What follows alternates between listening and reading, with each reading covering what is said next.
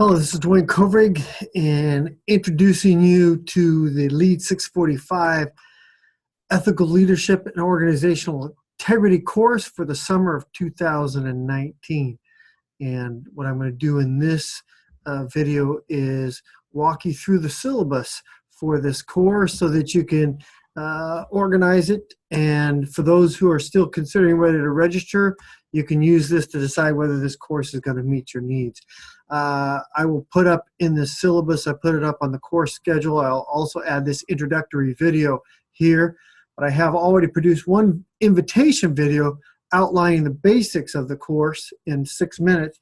This will be a longer video of about an hour, walking you through what the course expects from you and what you can expect from the course. Of course, this course is Ethical Leadership and Organizational Integrity, and this is the April 23rd version of that syllabus, and I'll probably have that up online. My name is Dwayne Kovrig. I've taught in ethics for, my first ethics class was in 1992. I taught healthcare ethics at Loma Linda University as a contract faculty in 1992. Then I came back as a assistant professor, non-tenure track, 1996, and then moved to University of Akron, where I taught a few ethics courses, mainly leadership courses. And then I've been here at Andrews University since 2005, where I've taught leadership courses, done a lot of dissertation work, and once in a while teach my favorite course, which is this Ethical Leadership and Organizational Integrity. My motto and mission is to understand God's leadership and to emulate it and help others reflect it. Kind of a high idealistic plan, but I really learned by understanding God and understanding Scripture and thinking about leadership, and that has been a great source of inspiration for me. And I really want to emulate it, even though I struggle, and I really want to help others to reflect it. I think God leads the best way. And this course description is really, it explores the dynamics of moral leadership. A lot of times people see this as a restrictive, as telling you what you shouldn't do. Morality is actually inviting you to live out your values and to explore them more thoroughly and to align your life more tightly to those ideals. So I love Jesus' promise where he says, make the tree good and the fruit will be good. God can come into us and work with us, and even those who don't believe in God can find sources of ethical development that will make them good leaders. I take a kind of an interesting approach to this course. Even though I have a background in theology and philosophy, I also have dabbled in historical, social studies, and social science work. And so I tend to bring all that to bear on what I call a moral science. And one of my favorite authors on leadership, in his book on the moral commonwealth, Philip Selznick, argued that the unique feature of a moral science, of doing moral science, is its commitment to normative theory. That is, to theories that evaluate as well as explain. So describing reality is important, but when you get into morality and ethics, you want to actually prescribe. What's normative? What should we do? What should we attempt? And so this blending of social science and descriptive with philosophical idealism kind of comes through in this course. It's a fruitful union of both philosophical and social science approaches, where we analyze values, what does it mean? What does the word freedom mean? And then we try to look at social science that tries to study freedom and its aspects. So it's a kind of, without this sophisticated study of interdependent variables, including how these are understood in the history of thought, it's too easy for values like love and truth to be trivialized or shortchanged. On the other hand, philosophy alone, uninformed by social science, loses touch with empirical contingencies and variation, and with the insight to be gained from close study of actual experience. So in this course, we try to do social science while looking at ethical norms. And to guide us in that, can't think of a better person than Craig Johnson, who I've talked to, met with, interviewed him for one of the Journal of Applied Christian Leadership articles many years back, and actually reviewed this book for Journal of Applied Christian Leadership. So he's amazing thinker, and this is a solid book. So this is the main text, and please get the 2018 6th edition. That's the one we use. That's the cases we use and the components we use. All students, whether they take this for 1, 2, or 3 credits, it's a flexible credit course. You can decide what you want to take it for. All students will definitely get that book. In addition, if you're taking this course for 2 or 3 credits, you have to get one of these 5 books. And these are pretty simple. Well, I should say 2 of these are simple, 3 of them not so simple. So Skip Bell's book is very good. It's on biblical theology of leadership, has a lot of value and biblical spiritual aspects of it in it. Cooper's book, Making Judgments Without Being Judgmental, shows us how to do ethical evaluation without extreme judgmentalism, which comes in so easy. Those 2 books, Bell and Cooper, are written from a Christian standpoint. The third book that you might want to choose from is written from a kind of evolution standpoint. I'm not sure if he's agnostic or atheist, but Jonathan Haidt does an excellent job of talking about the sources of diversity in moral thinking and how those factor in to moral leadership.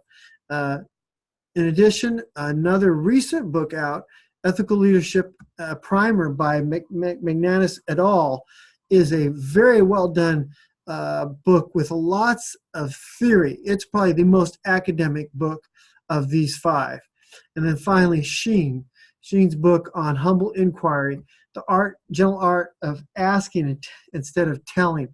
In moral leadership, it's so easy for us to get a picture of what's right and want to tell people what is right. I do it. I'm the classic example of somebody who falls into that temptation. And Sheen's book helps you figure out how to ask questions instead of telling people what to do. During this course, in addition to reading, I bring in biblical ideas a lot, mainly because I see the Bible as presenting the good, the bad, and the ugly of leadership. And by reading it and understanding what happened in the past, we can better frame our own ways of relating to our leadership today. But I do present periodically Jesus as the best example of moral leadership, and his organization, the Kingdom of God, as representing the ideal of organizational integrity. When I say organization, I mean primarily the one that works well in heaven. The one on earth is getting there slowly, and the church has a lot that can offer us on organizational integrity, even though it's frail and has challenges. And the reason I use Jesus as the ultimate example is he has the safest way to do good. There's some people who are self-righteous, and their approach to doing good is not always, it might be right, but it's not always righteous. It doesn't have that element of forgiveness and reconciliation and healing. And so really, to do moral leadership from a Christian standpoint, we're going to try to aim for not only doing what is right, but righteous. What is the generous and gracious and redemptive approach to people who are messing up? Maybe even to ourselves. How do we deal with our own foibles and difficulties? Throughout, I will talk about Micah 6:8, which is probably the most well-known ethical passage. He has shown you, O man, what is good, what the Lord requires of you, but to love mercy, do justice, and walk humbly. Kind of 3 legs on a divine ideal plan of moral leadership. I have 4 basic outcomes that I want everybody to participate. 1 or 2 or 3 credits, doesn't matter. You all need to accomplish 4 things. You need to understand your own personal moral history, your past. You understand your beliefs, your present realities, and your ideals, what you're shooting for. And you need to be able to explain how those all come together in defining your leadership. In addition, you need to learn the moral views of others. It's not enough to know what's in your head. Part of leadership is figuring out what's in other people's heads and working with what's in their heads to make good outcomes. It means you're going to have to ask them what they think and what they understand about moral issues. And you're going to have to appreciate their moral perspectives, even if you critique them and have to manage them. Because not everybody's beliefs are necessarily good, but you need to understand them. The third thing is, how do you integrate both the approach to right and righteousness, this approach to solid understanding of what wisdom and moral and ethical ideals frame for us, and then understanding how to deal with the fact that we're fallen creatures and not always measuring up. How do you bring redemptive aspects into that? And to help you apply that, everybody will do a moral mentoring project in which you will help the moral thinking and action of others, either employer or youth or somebody. You're going to help create that. You're welcome to work on extra course objectives other than my 4. And if you do, just use these hyperlinks down here of Bloom's taxonomy to kind of craft those. All right, so what are the course plans? Well, because this is available for 1, 2, or 3 credits, you'll have to customize your course plan. And that's difficult for people. Sometimes they just want to come into class, tell me what to do. Well, we try to avoid, we do that in some of our classes, but in a lot of our work, we want you to figure out how to integrate it with your life work. What are you doing at church? What are you doing at your job? What are you doing with your family that needs some moral leadership? Factor that into your planning. But there are some required aspects. And one of those is everybody will do at least 12 posts. You have an opportunity to do 20 or above posts, but everybody has to do for 1 credit at least 12 posts. If you're taking it for 2 or 3 credits, you have to do at least 15 posts, right? And so people start saying, well, what am I registering for? Well, if you've already registered, you register for what you got.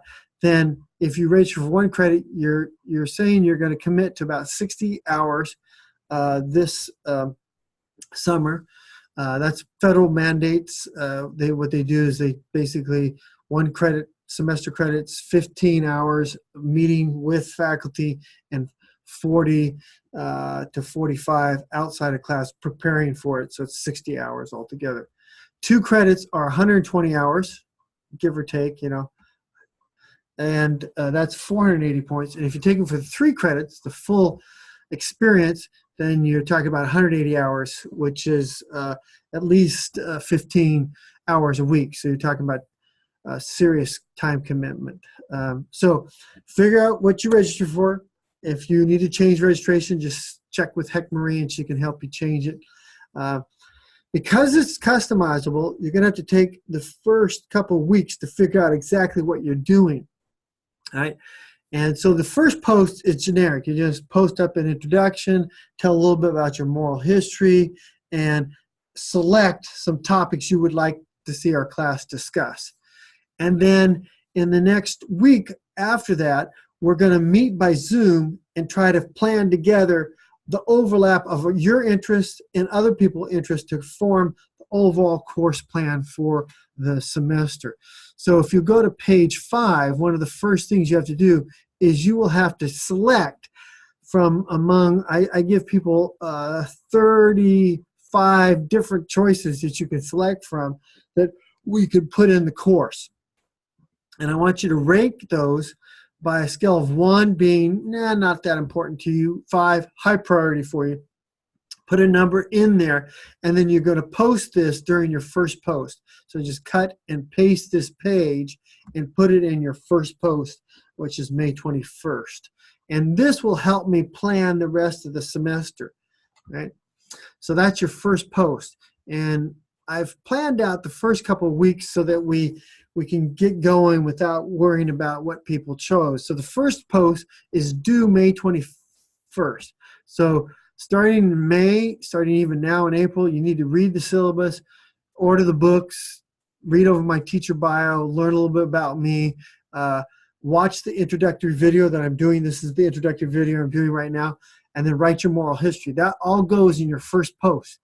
personal intro, your moral history, your topic selection, and your best date for you to meet on Zoom between May 21st and 30th. So we're going to pick a day, synchronous Zoom meeting where we're all together so we can launch together, get to know each other, and I will use my Zoom number, which is 269-313-3437, and get everybody launched in the course.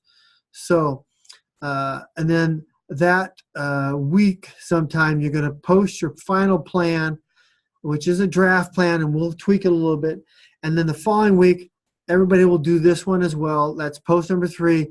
Is our world morally getting better or worse? Some say yes, some say no. We're going to debate that and read Johnson's first chapter and look at his case number 01. And then from then on out, we'll have some mandatory stuff and some optional stuff. For example, during the week of June 11th, we'll have 3 different posts that you can participate in. One is on beastly leadership, evil leadership, or why some leadership is less prone to moral sensitivity and more driven and passionate and likely to cause corruption. And we're going to look at that and debate that. That's optional. Everybody will have to do chapter 2 and 3 of Johnson, read their chapter, and look at leadership character. How is character developed? Report on how your character was developed, and does character matter? Does it really make a difference? Some people seem to be able to lead without much of a character depth. Well, we're going to look at that. In addition, an optional post is Jesus' morality. Jesus presents a very different ethical norm than his contemporaries and even our contemporaries. And we're going to look at Matthew 5 and 7 and looks at Jesus's ethics document and understand his role. And then on the 7th, June 18th, we're going to do my exploration of Trinitarian ethics. I have an article that we published, and for some reason these hyperlinks are not working, but hopefully by the time I get this organized, you'll be able to hyperlink to it from this syllabus. So that gets us started until June, and then we'll have customized we'll put in here customized one topics that you select, and then I'll get material for. I have 20, 30 different topics and material for them, and I'll base it on your interests. Okay, so that kind of gets us launched. A lot of people wonder, how do you make a course plan if it's not set? How do you customize it? Well, you take this template and you start filling it in. And I give you a sample at the very bottom of the syllabus. I give you a sample of a 2-credit course plan. So 2 credits, 120 hours, 480 points. To know your moral history, you're going to do the required ones, which is post 1, 2, and 20. Those are the 3 ones that directly fulfill the object of developing your moral history and your moral philosophy, right? So if you do that, that's 36 credits, and I count that not in this line, I count it in the general post right down here, in this area right here, number 2, which is learning from others. And so you're going to plan your posts. There's going to be some required ones. Those are listed right here. Those required ones you can see are in red. So that's 1, 2, 3, 5, and 7, and 20 are all required. 1, 3, 5, 7, and 20. Let's see if I got those right. 1, 3, 5, 7, and 20. 1, 2, 3, 5, 7, and 20. Yeah. So those are required, and then you can just make your selections from the other ones that are not required, but are optional. So that is 1, 2, 3, 4, 5, 6 required, 7, 8, 9, 10, 11, 12, 13, 14, 15 optional, but you have to have at least 15 to have 2 credits. So there's your 180 points from post. In addition, this person has decided to write a reflection paper for 1B and 3C that uses course readings. This is a leadership student, and so they want to write a reflection paper, just a draft, and they're going to do that for 100 points. It's going to take about 25 hours of work. I figure each point is worth about 15 minutes of your time. So 4 points is 1 hour. So that's how I kind of calculate it. In addition to doing that, this person is going to do the post on the Trinitarian ethics, which is required, which I think is number 7. Yep, I have to change that. And that also is factored into the overall post. I put the points up here in 180. And then they have to improve somebody's moral ethics, and this person is going to do 2 projects related to that. They're going to do a moral mentoring project, a simple one, working with his nephew on developing ability to talk without cussing. I had somebody do this once. I thought it was a great mentoring plan. Met by the phone with them and talked through it.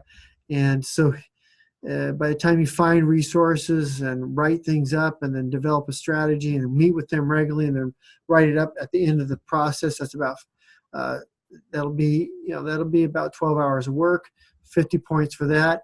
This person also wants to create a sexual well-being policy for their employer, and so that will take a lot of research and getting people together, maybe having several meetings and developing a sexual well-being policy in their office.